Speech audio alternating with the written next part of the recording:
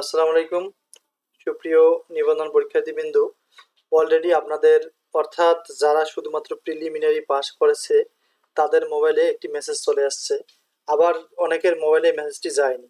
কেন যায়নি এই বিষয়টি ক্লিয়ার হওয়ার জন্য আমরা আসলে এই তথ্যগুলো আপনাদের দিচ্ছি। এবং অনেকে জিজ্ঞেস করতেছে যে আমার মেসেজ আসলো না কেন, অনেকের মেসেজ আসলো আবার অনেকে আসলো না কেন। সো চলুন আমরা এই কনফিউজটা দূর করি। সবার মেসেজ আসলো, আমার মেসেজ আসলো না কেন। রিসেন্ট একটি মেসেজ প্রায় সবারই আছে যা এনটিআরসি কর্তৃক পাঠানো, আবার অনেকজনের আসেনি।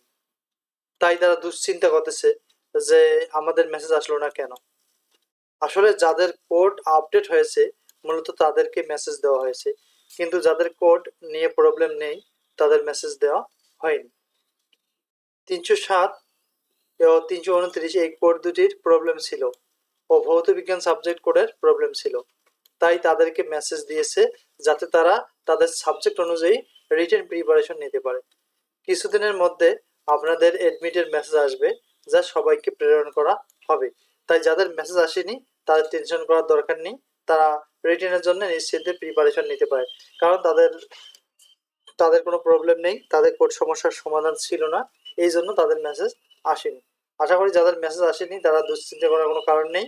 কিছুদিনের মধ্যে আপনাদের এডমিটের মেসেজ আসবে, ঈদের কয়েকদিনের পর আপনার হয়তো এডমিটের মেসেজ আসবে যে সবাইকে দেওয়া হবে। আর মেসেজ না আসলে কি করণীয় তা আমরা গত ভিডিওতে দেখিয়েছিলাম, আপনারা চাইলে ওটি দেখিয়ে আসতে পারেন। Thank you for watching this video, see you on another video.